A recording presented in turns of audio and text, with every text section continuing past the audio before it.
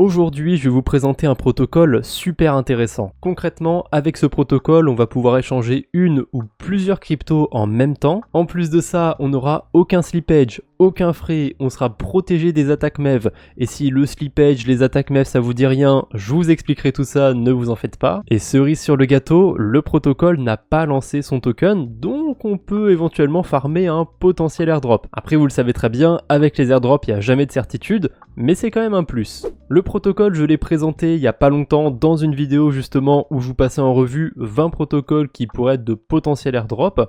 Il en faisait partie, c'est Bebop. Et en creusant un peu plus, je me rends compte vraiment que le protocole est très intéressant. Comme je vous ai dit dans l'intro, pas de frais, pas de slippage, protégé des attaques MEV, ça a l'air vraiment trop beau pour être vrai, mais vous allez comprendre en fait comment ça marche. Alors déjà, ce qui m'a attiré sur Bebop, c'est qu'on peut échanger une crypto vers plusieurs cryptos, ou l'inverse, on peut échanger plusieurs cryptos vers une seule crypto. Là, il y a pas mal de cas de figure qu'on va pouvoir faire. Par exemple, en bull run, vous avez de l'Ethereum, vous avez du Bitcoin que vous avez accumulé assidûment en bear market. Et ben, vous venez vendre tout d'un coup sur Bebop. Attention quand même, on peut pas vendre d'énormes quantités de tokens d'un seul coup. Si je mets genre 10 Ethereum et un Bitcoin, je suis pas sûr de pouvoir les vendre. Vous voyez, il n'y a pas assez de liquidité. Quand on verra le principe du protocole, on comprendra pourquoi on peut pas changer de grosses liquidités. Après, peut-être qu'un Ether et 0,1 Bitcoin, c'est envisageable. Voilà, pour le coup, ça c'est totalement faisable. Ça reste quand même des quantités assez élevées de crypto et on peut échanger tout ça d'un coup en une seule transaction. A l'inverse, on est plus en bear market, vous avez plus envie d'accumuler de l'Ether, du Bitcoin, et bah là, on peut acheter directement les deux d'un seul coup, et on peut évidemment choisir quel pourcentage on va mettre sur chaque crypto. Par exemple, je peux me mettre à 60% sur de l'Ether, 40% sur du Bitcoin. Le seul truc que je peux reprocher à Bebop, c'est qu'on peut pas ajouter de token, mais encore une fois, ça aura une explication. Il y a quand même pas mal de choses à faire, et avec les tokens disponibles, on peut quand même imaginer pas mal de cas d'utilisation. Moi, je pense au balancer et au CRV qu'on peut aller farmer sur la DeFi. Le CRV, si je veux en farmer, je peux le vendre en partie contre de l'USDC, et j'en récupère aussi un petit peu en Matic, histoire de rembourser les frais de transaction, parce que c'est bien d'aller utiliser la DeFi, etc. Faut pas oublier quand même si on est sur Polygon, qu'on paye des frais de transaction, et ça du coup ça peut être un bon outil pour récupérer à chaque fois un petit peu de Matic sur ses récompenses de farming. Ça évite de faire deux transactions, on peut vraiment tout faire d'un coup, c'est assez pratique. Pour l'instant on est aussi limité niveau blockchain, on est sur 3 réseaux, alors c'est quand même déjà bien, hein. Ethereum, Polygon et Arbitrum, à mon avis à l'avenir ça va se déployer sur d'autres réseaux, mais pour l'instant ça va se passer sur ces écosystèmes. On arrive donc à la technologie qui est utilisée par Bebop, et ça s'appelle le RFQ on-chain. Alors RFQ c'est pour Request for Quote, en français ça se traduit par demande pour devis, c'est un petit peu obscur dit comme ça, mais il y a un article Medium qui a été fait par Bebop, je vais m'en servir pour vous présenter en fait comment ça fonctionne. La première étape c'est de faire une requête, tout simplement vous allez demander au protocole d'échanger de l'USDC contre de l'Ether et du Bitcoin par exemple, c'est un des premiers cas de figure que je vous avais montré dans la vidéo. Ensuite, quand vous allez faire ça, Bebop il va questionner des market makers.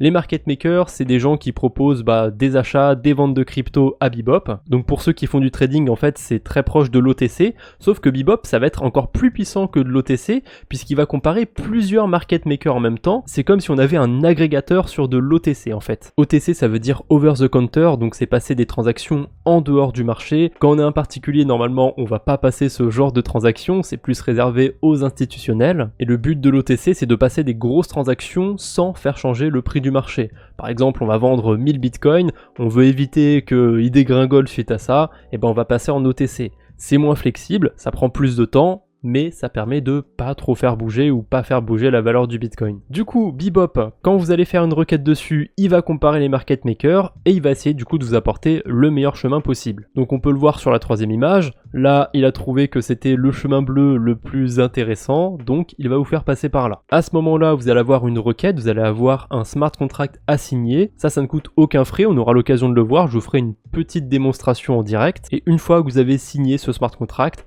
votre transaction va s'enchaîner et vous allez recevoir ou vendre vos cryptos, peu importe dans quel sens on va. Un petit détail aussi par rapport aux market makers, c'est que les prix qu'ils donnent à Bebop, ils les font évoluer quand même. Ça va pas être aujourd'hui je t'achète du Bitcoin à 25 000 et demain peut-être que ce sera à 24 000. Non, ils remettent quand même un petit peu à jour leur prix, histoire de rester assez compétitif et surtout assez proche du marché en fait. Du coup je reviens en haut de l'article, maintenant on peut expliquer pourquoi il n'y a pas de slippage, pourquoi on paye pas de frais de transaction et pourquoi on n'est pas attaqué par les MEV. Bah déjà ce premier point il est assez facile, hein. Comme on va passer les transactions en dehors du marché grâce à Bebop, on va être protégé contre les MEV. Les MEV, pour ceux qui ne savent pas, c'est des gens qui vont faire des transactions juste avant et juste après vous, histoire de gagner de l'argent. Alors comment c'est possible ? Imaginons que vous achetiez une toute petite crypto pour 100$, bah même un achat aussi insignifiant que ça, s'il n'y a pas beaucoup de liquidité sur la crypto que vous voulez acheter, ça peut faire monter son prix. Ça peut être 1% ou même quelques dixièmes de pourcent, c'est suffisant pour quelqu'un d'en acheter un petit peu avant vous, d'en vendre un petit peu après vous, et en fait entre deux vous allez lui augmenter le prix. On appelle ça aussi les attaques sandwich, ça vous parle peut-être un petit peu plus, et en plus c'est plus parlant, hein, vous allez être clairement entre deux tranches de pain de mie, et du coup sur Bebop il n'y a aucun moyen de se faire attaquer par les MEV, puisqu'on passe les transactions en dehors du marché. Pour ce qui est du slippage, en fait c'est la même raison, comme on va avoir affaire à des market makers et qu'on va faire les transactions en dehors du marché, on n'aura pas de slippage. En fait, le slippage, c'est un truc qui est propre aux DEX, aux plateformes décentralisées. Je prends un exemple tout bête, je suis sur PancakeSwap et je veux échanger un BNB contre de l'USDT. Et ben, je dois mettre une slippage tolérance. Là, en l'occurrence, elle est de 0,5%. Je pourrais même me permettre, à mon avis, d'avoir une slippage tolérance plus faible parce que le BNB, c'est une crypto-monnaie avec énormément de liquidité, il y a de quoi en échanger. Et concrètement, ce slippage, ça veut dire que je suis prêt à recevoir plus ou moins 0,5% de ce que je suis censé recevoir. Un BNB, d'après la pool de liquidité, ça vaut 308,836 USDT, bah je vais recevoir à plus ou moins 0,5% 308,836 USDT. Et juste le temps que je fasse ma phrase, en plus le prix s'est actualisé, c'est un petit peu en dessous, mais ça change rien à l'idée, la slippage tolérance, ça veut dire que vous avez une petite fourchette de prix en fait à laquelle vous allez acheter. Et là du coup quand je suis sur Bebop, si je veux vendre 10 CRV, je suis sûr de recevoir 8,1 USDC, il n'y a aucun slippage. Alors que si je mets un slippage à 0,5%, et ben je peux en recevoir littéralement 0,5% de moins. Pour l'instant c'est un petit peu anecdotique, mais si plus tard on peut avoir accès à des tokens qui ont un peu moins de liquidité, ça peut avoir un gros intérêt. Bref, ça va être l'heure de faire une petite démonstration et pour ça je vais me mettre sur Arbitrum et on va faire deux transactions pour vous montrer comment on échange une crypto vers plusieurs cryptos et l'inverse. Alors je vais déjà acheter du Bitcoin et de l'Ethereum, pourquoi pas. On va faire un scénario un petit peu bear market, on veut accumuler du Bitcoin, de l'Ethereum. On va dire qu'on est un peu plus Ether que BTC. Désolé les Bitcoin maxi. De toute façon, je suis sur Arbitrum, donc vous êtes déjà en PLS. On va passer la transaction, donc on clique sur Continue. Je suis quand même obligé de passer une transaction, c'est un approval. Mais ça, c'est pas propre à Bebop, hein, c'est propre à tous les protocoles de la DeFi, hein, c'est comme ça que ça fonctionne. Pour dépenser une crypto, pour échanger quelque chose, je dois l'approuver avant. En l'occurrence, je vais approuver que la quantité du SDC que j'ai besoin de dépenser et pas une quantité infinie. Moi, je suis plus à l'aise comme ça. Je passe la transaction et une fois que ce sera approuvé, je pourrai échanger mes USDC. Donc sur Arbitrum, ça va très vite, je peux déjà passer ma transaction, donc je clique sur Confirm Order et vous voyez là je paye aucun frais de transaction.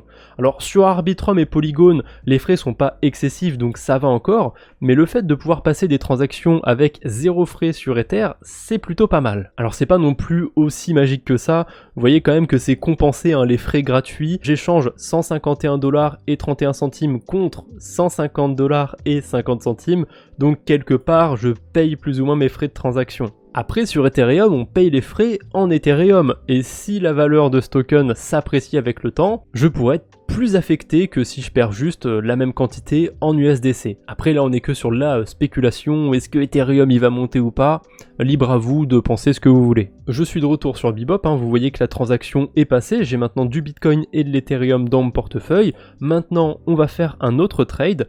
Bon, ça sert un petit peu à rien, là les trades que je fais dans la vidéo, c'est vraiment juste pour vous montrer comment le projet fonctionne, mais je vais faire la transaction dans le sens inverse. Allez tiens, pourquoi pas, on va changer de stablecoin, on va passer en USDT, comme ça me fait un petit intérêt quand même avoir utilisé Bebop. Vous voyez que je récupère moins d'USDT que ce que j'avais au début, hein. Ça je vous l'ai expliqué, c'est à cause des frais qui sont inclus entre guillemets dans la transaction. On va approuver le Bitcoin et l'Ethereum, hein. Forcément, là comme j'ai deux cryptos à échanger, je dois passer deux approbations. Et maintenant je peux échanger mes cryptos contre de l'USDT. Je clique sur Confirm Order, Encore une fois, je signe une transaction et en littéralement quelques secondes, même pas, c'est déjà fini, voilà, j'ai reçu mes USDT sur mon portefeuille. Bref, c'est tout pour aujourd'hui. Si vous voulez creuser un petit peu plus, je vous ai mis l'article Medium dans la description et vous avez aussi toute une section FAQ, blog sur Bebop, comme ça vous pouvez en apprendre encore plus. Si la vidéo vous a plu, n'hésitez pas à mettre un like pour m'encourager, abonnez-vous aussi pour ne pas rater les futures vidéos. Allez, je vous embête pas plus, on se retrouve bientôt j'espère, d'ici là, portez-vous bien,